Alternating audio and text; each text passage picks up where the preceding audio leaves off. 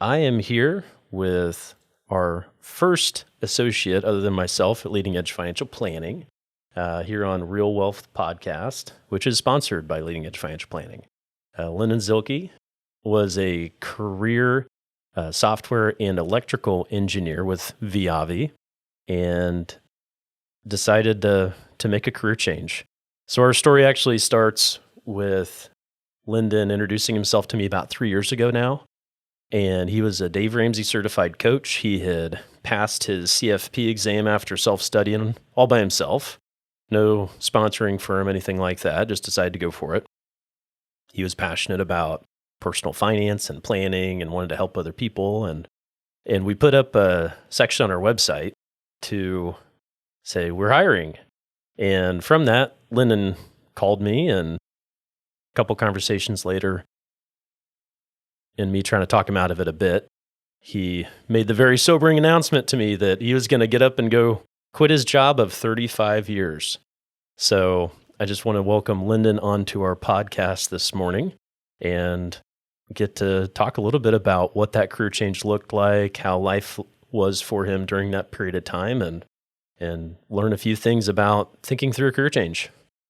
So welcome, Lyndon. It's good to be here. And I'm so glad you're here.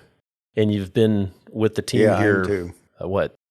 Coming up on 3 years? Coming up on 3 in April. Yeah. You got your CFP officially conferred to you about a year ago. Is that right? Right. Mm-hmm. Okay. Yeah. Yeah. Well deserved.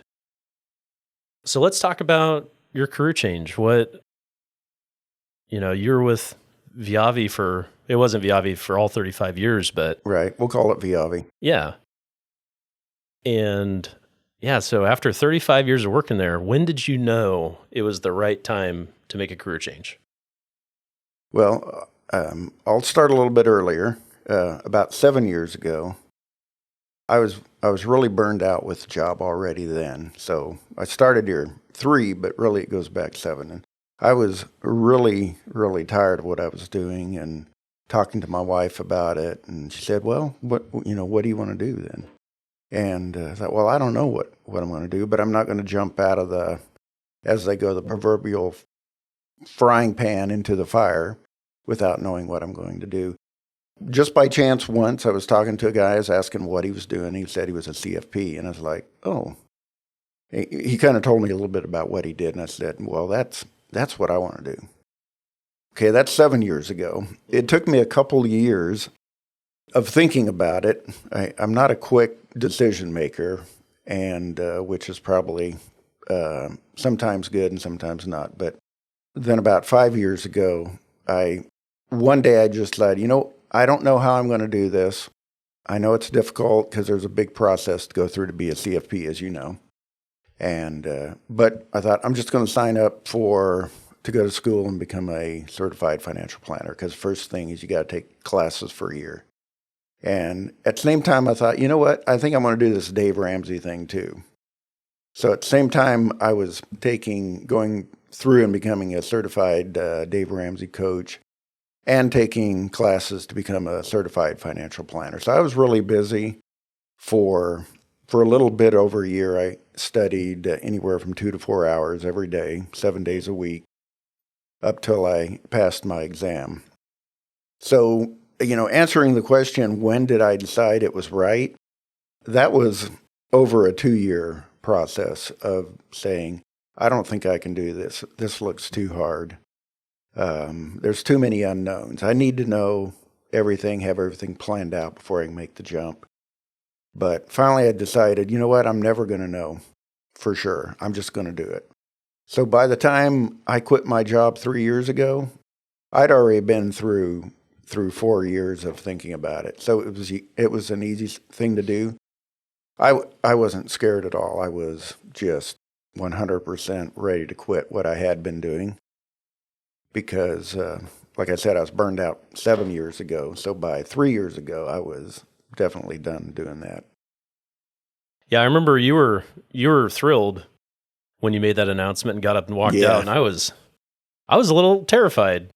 Yeah. Because we were going from just me as a producer with the firm in its infancy And we were a couple of years in, I guess, but still, to be responsible for another producer and make that, doubling of advisors, that was a big deal for me. Well, another thing that happened during that 4 years, I guess, of transition for me is both of our boys went through college or finished college. We paid off our house. We had no debt. So there wasn't a big financial, I wasn't scared financially of not making, basically any money. Going from what was really a good income at Viavi, I was a manager there, product line manager, and they were paying me good. And so I knew I was gonna leave a good income behind, but I was also going to leave a job behind that I just had really come to hate. So talk about that, because there are philosophies with the job that you hold on, you go to work and you get paid for it because it's work. Can you speak to how your thinking has changed over the years with that?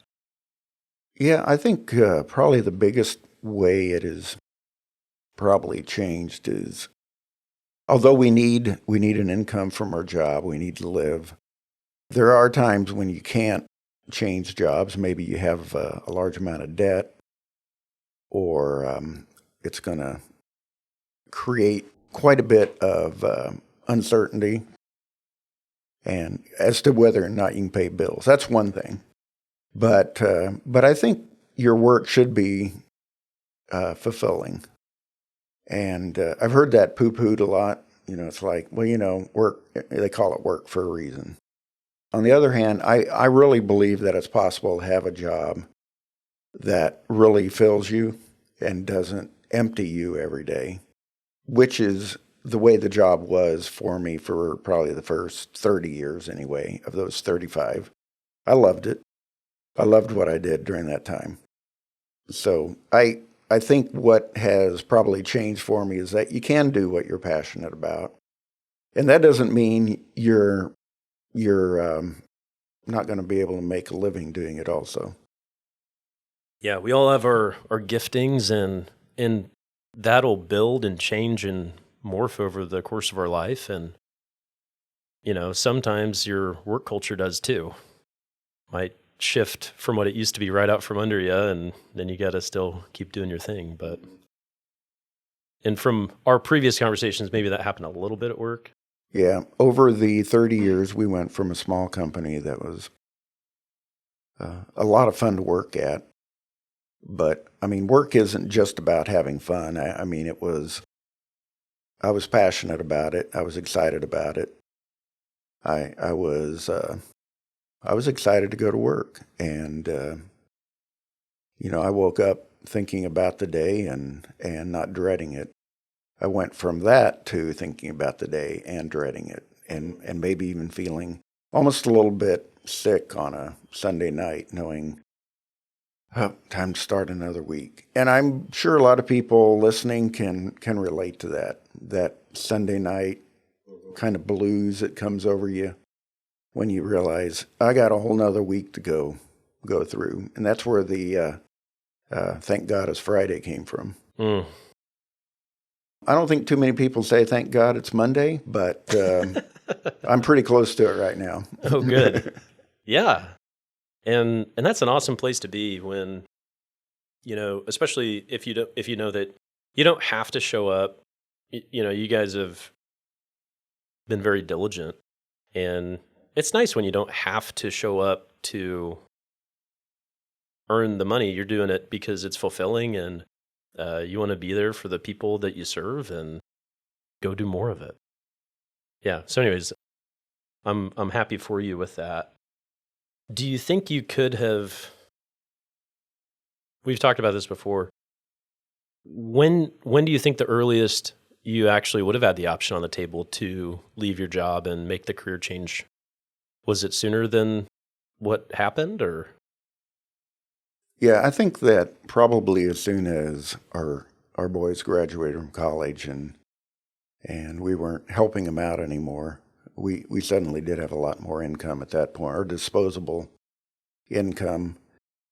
I think at that point would have been maybe the right time to have made the change. Certainly paying our house off, which came soon after, really only 2 or 3 months after the boys graduated from college, would have been a good time to do it. But I think for the most part, we don't really know.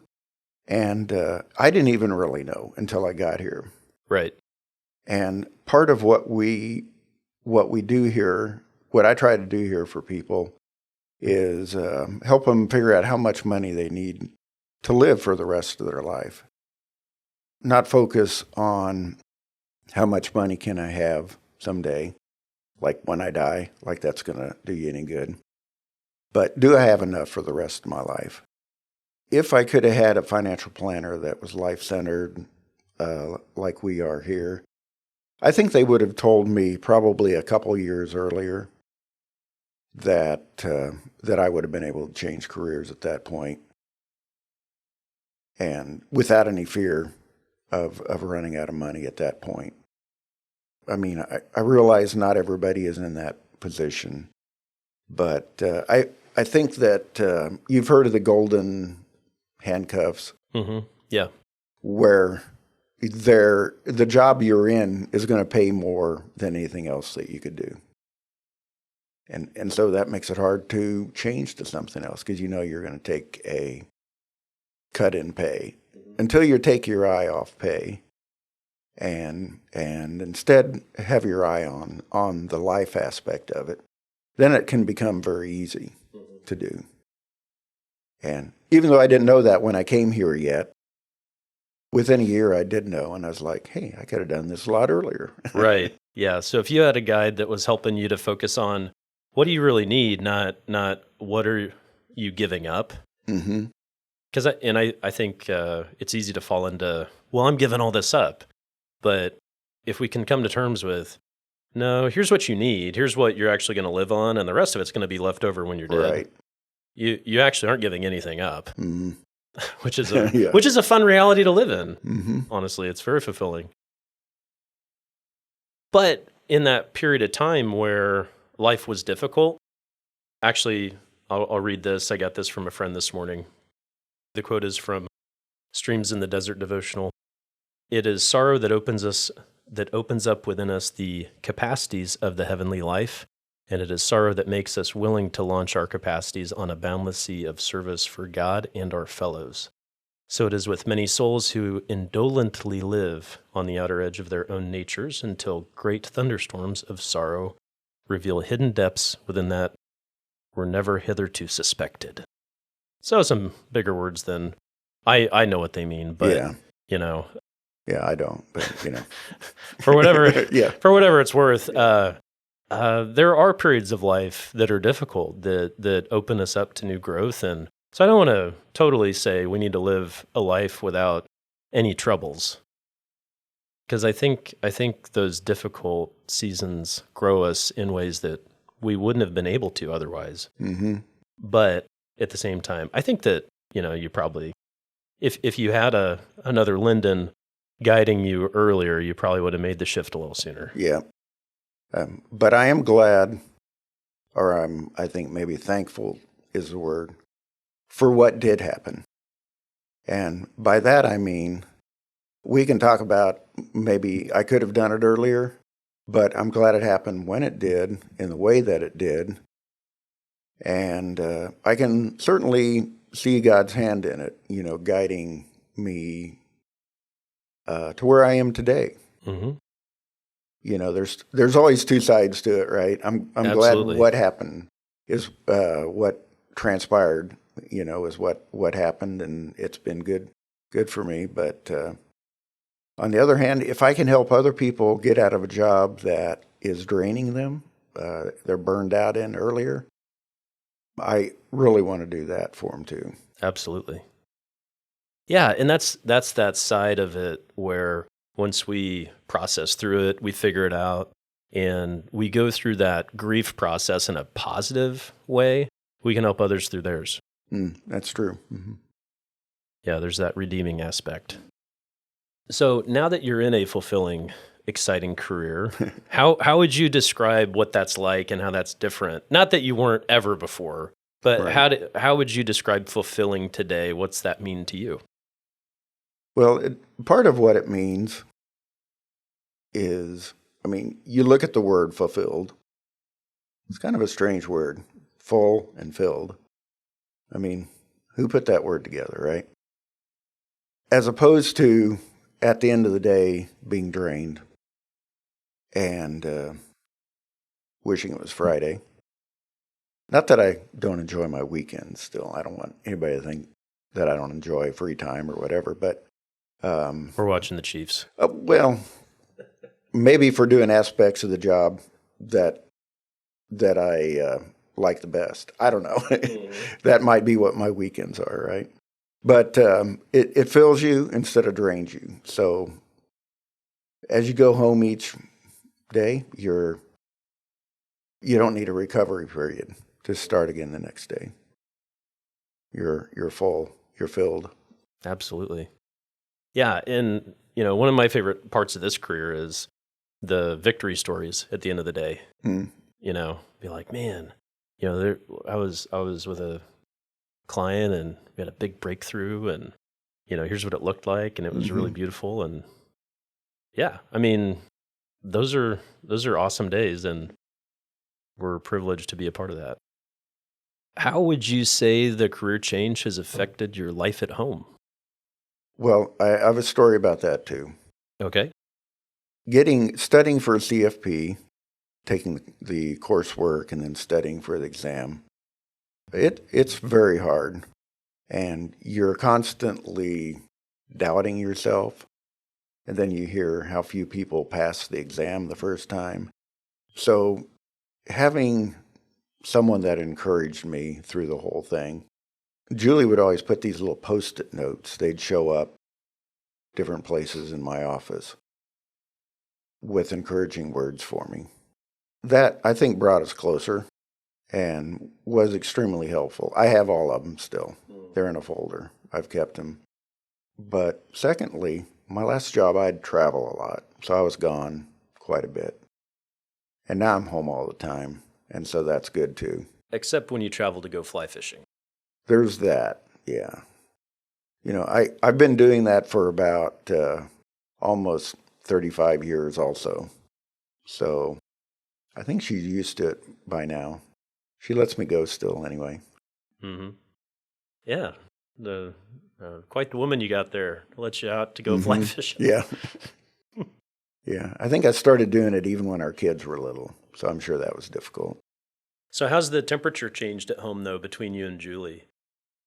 Because it has changed, right? Well, another thing that happened during this is we started doing what we call life-centered financial planning, which kind of changed both of our perspective on money. Actually, more on how it relates to life. So, again, just like anybody, when I first did our financial plan, I looked at it as it was a better financial plan if there was more money left at the end. Which that means there's more money left over when you're dead. One day, as I was kind of making the transition to more of a life-centered type financial plan, I thought, I've been telling Julie that she needs to wait as long as she can to retire. And we went from that to looking at it. I was like, if she retired today, we'd still be okay. So I went back to her and said, you can retire whenever the time is right for you, which is coming up here soon. She's going to retire at the end of this school year. That's awesome. So that'll make both of our lives better, actually. Yeah. Isn't that amazing? Yeah. Yeah, it's so interesting how we tend to look at problems or view something a certain way, and it's a problem through one lens. But if we change the total focus, the perspective change, all of a sudden it changes the whole scenario where, a couple years ago, you were stuck in your job that you at that time had grown not to like. And Julie was probably, gutting it out at work to some extent as well.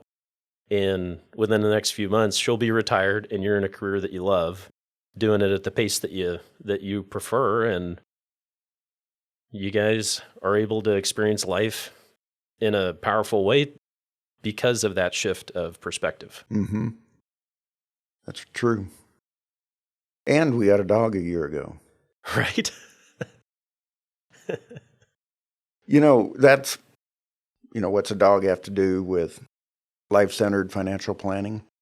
Well, just throw out the financial part first and just think life-centered. What do you want to do with the time you have left? We do have a saying around here, life's not a rehearsal. We didn't make it up, but we like to use it as our own anyway. Right. That just means that you go through life once. You're not rehearsing for your next time through life. So you need to decide ahead of time, what do you want to do with the time you have left? Mm-hmm. If it's working till you can't work anymore, that's fine if that's what you're wanting to do. And the other side of that is what are you able to do? And that's where the financial planning side of the life-centered comes into. What are your options? And the best kind of financial planning produces options for you. Absolutely. We've got so many options in front of us at any given day. Mm-hmm. We all have the freedom to live the life we want, but it may not be with all the assumptions we hold about what that looks like. And it's good to have somebody that can help us think differently about it and come at it with a fresh set of eyes. And I had a client in here, and it turned into a bit of a joke because they wanted to go as fast as they could on the salt flats. I'm like, okay, how long have you want to do that? All my life. How much do you think that's going to cost? Let's shoot high. What do you think it would cost to do that? Oh, probably $25,000. Like, okay, let's put that in your financial plan. We put it in there. It just was a little bink, yeah. Nothing. Where 30 years ago, yeah, that would have been a significant expense, frivolous possibly at the time. And today it's inconsequential. But, so I don't know if that person is still going to follow through with that or not. Yeah, but now he has the option. We even started playing around with, like, let's find a jet-powered car and what's that going to cost? Yeah. And can you afford that? And that was kind of fun. And hey, if it's not an option, then at least you know. Right. Like if somebody comes in here and says, I want to go into outer space. Okay, let's see if that's possible or not. Yeah. I don't know what it costs right now, but I know that those tickets are pricey. It's pretty high. Yeah. And it's a few years out. You might have to wait a while. Yeah. But hey, we can put that into the plan and see what it does to it. If it zeroes it out like in 1 year, then, maybe it's not a good idea. Might not be worth it. Maybe it is, though. Yeah. You commented on a post on LinkedIn that I saw of this financial planner who saved up, what, 25,000? Yeah. $20,000 to take he and his wife down to Antarctica. Yeah. And he said, don't skimp on the Dramamine in that article, which I thought was great. Yeah. But rather than use it on a down payment on a home, they spin it for the experience of going to Antarctica. And the perspective shift there, I think, is great because, can they go make enough money? Of course they can, to be personally or totally financially okay. But when they're grandparents and he's telling his grandkids, oh, this time I went to Antarctica, again, I don't know if you remember stories growing up that you heard 20 million times, and you could easily recant the entire story word for word. But those are the level of experiences that have a lifetime impact that are totally worth it. That it's good to know when you can't afford it or what it's going to take to get there. And interestingly, that also reminds me of how investing in experiences is seemingly a non-durable investment. However, when you look at the level of joy that somebody derives from investing in experiences like that with people that you care about, those last much longer than any possessions we can buy. Yeah, they also don't require you to rent a storage unit. That's right. Yep, no storage, no maintenance. I've heard people say, at some point, what you spend your money on goes from things to experiences. That is certainly true. It's not about buying things that are going to just take up space and you'll sell them at a garage sale or whatever. But it's about having experiences with those you love, with your friends and family. Mm-hmm. Yeah, because you guys were talking about buying another house. Yeah. Out in the country and, and then you settled on a back patio just recently. Yeah. A lot of that has to do with, I guess we again started looking at, well, let me back up a little bit because I do have a story on that too. Okay. My wife had seen a house that she's like, she was looking at a picture of it and it's like, would we be able to buy this house? And I just said no, without really knowing whether or not we could. And so after a while, I could kind of feel that she wasn't really happy with that answer because it's like, well, what is it we can't afford? And I thought, well, you know what? I really don't know. I thought to myself. And so I went back using our financial planning software we had. I was like, okay, what can we afford? So that told me, actually a dollar amount that we could start looking in. And so we did look for a while and decided that maybe moving out into the country at our age maybe wasn't the best idea. It was going to be a lot more work and so on. So yeah, we did. I don't know if you call this settling on building a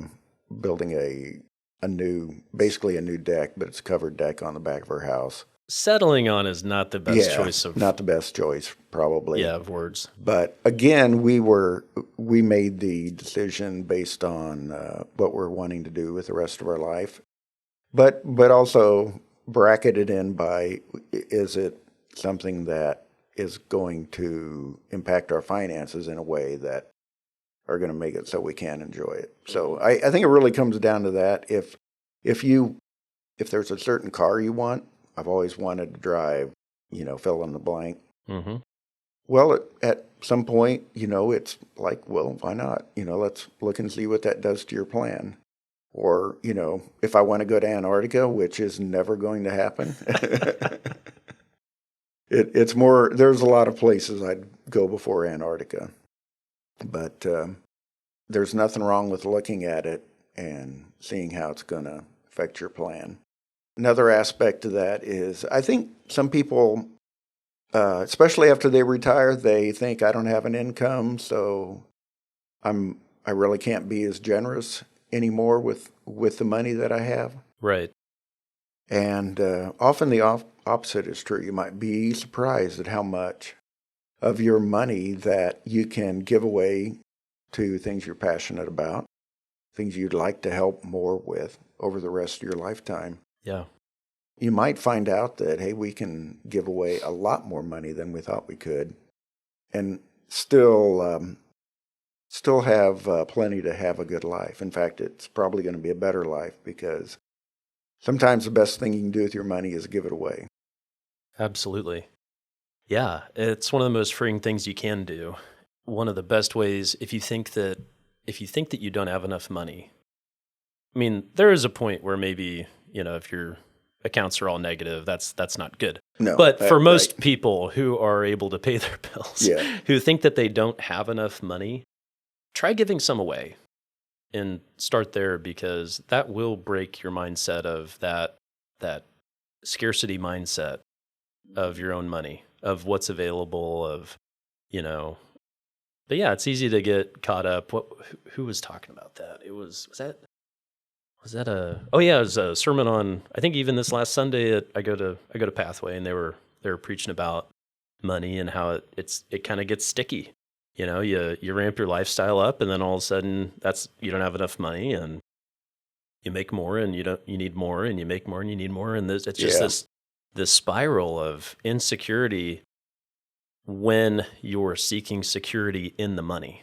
Mm-hmm. And that sense of security is never going to come from the money. Mm-hmm. I like what one thing Dave Ramsey says about that is a clenched fist is the international symbol of anger, and when you're holding on tightly to your money, it can cause anger. And the open hand, on the other hand, is like, hey, come here, Even a dog understands Even a that. dog understands that. That's right. Absolutely. How do you think you've grown personally in the last few years? I think that we do think a lot about money around here. We do. We have to. That's our job. It is. But we also, as it turns out, we think a lot about life around here. That has caused Julie and I, my wife and I, to think a lot more about life. And that's not a bad thing, including to think about our own mortality. The fact that we're not going to live forever here on earth. Those two things together, the planning side for money and thinking more about life in general, has made my life better. I think that there's a lot of things we don't want to think about that we put off thinking about anyway. And hopefully when I do planning with people, they start to think about some of those things.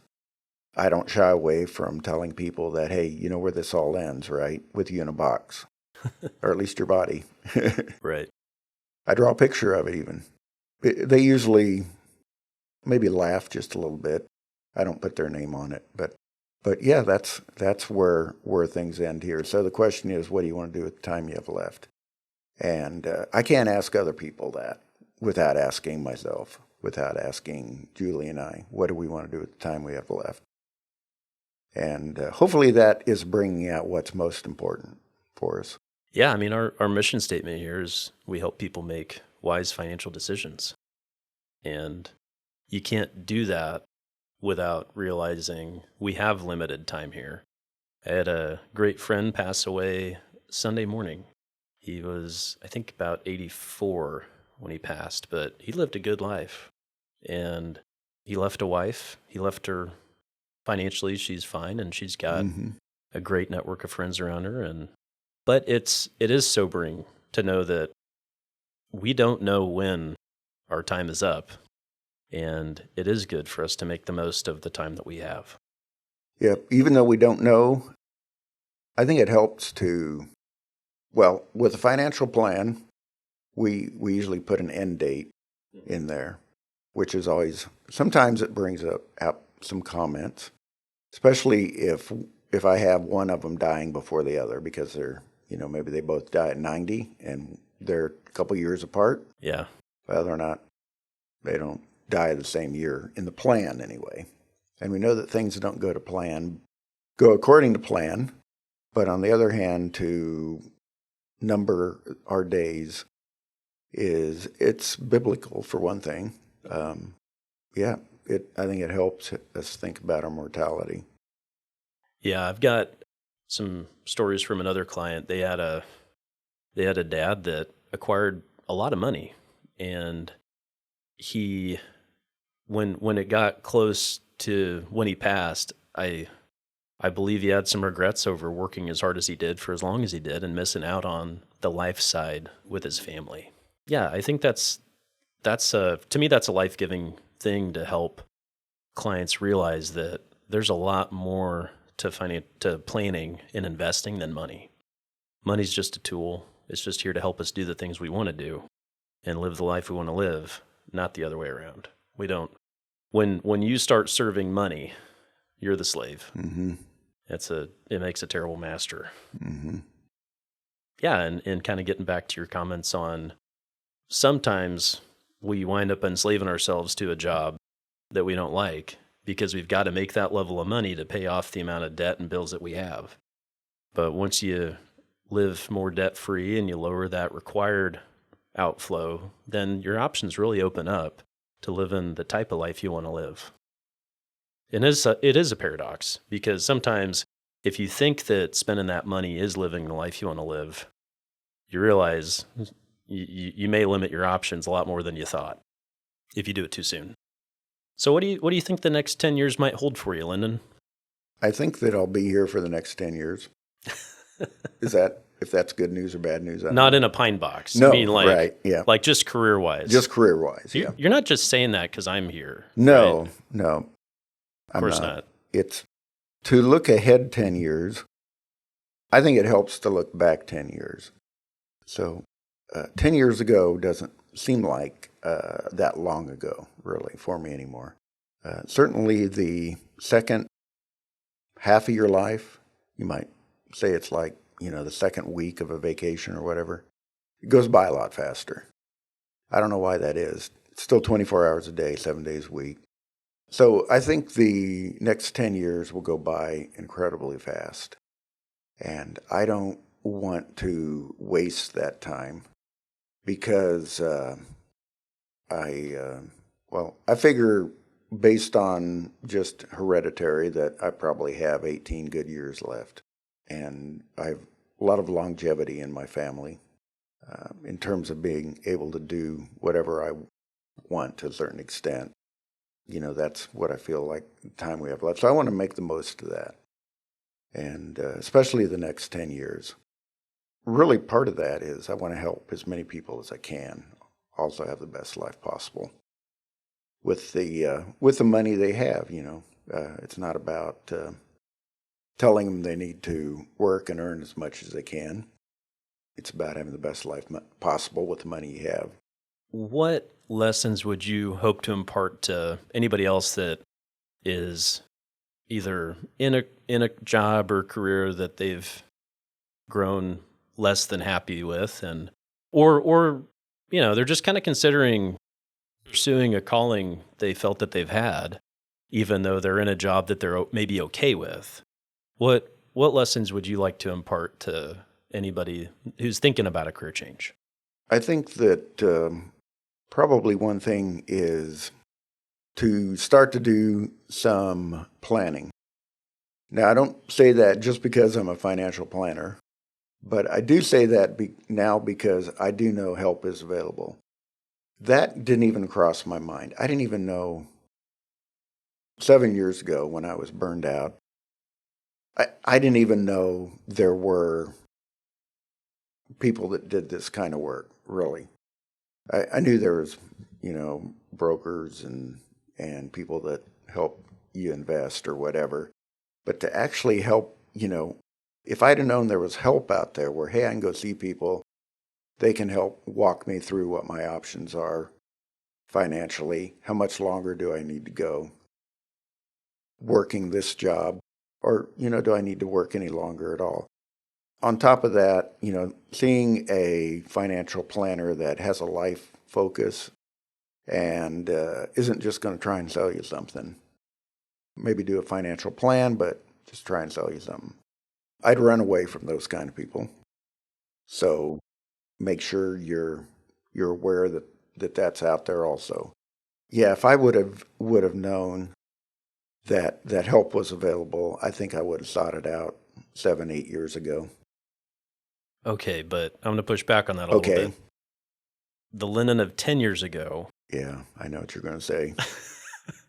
Okay, yeah. I'm an engineer, and engineers think that they're smarter than everybody else, no, including they know all the that other they're engineers. Smarter. Now that I'm not an engineer, I know it's not true. We always think even what the other engineers do is, well, especially software engineers, they always look down on everybody else's code that they've written. But having said that, I wish that I would have understood the side of it that isn't purely financial. You can't put it in a spreadsheet. Mm-hmm. Right. There you go. No matter how many tabs you have. We need to put that on the wall somewhere. That's a perfect quote for an engineer. Yeah, that's good. You can't put life-centered planning in an Excel spreadsheet, no matter how many tabs you have. Yep. That's perfect. Quote of the day. I love it. And I think I think even sometimes you still fight that. I think we both, or everybody in this industry probably still fights some of that mindset that's there of, what do you have that I can't do for myself? But even between you and I, it's helpful as we bat things back and forth, as we consider, how do we do this thing called life well to the best that we can with what we've got? And the problem everybody has is we can't see ourselves as the problem very often.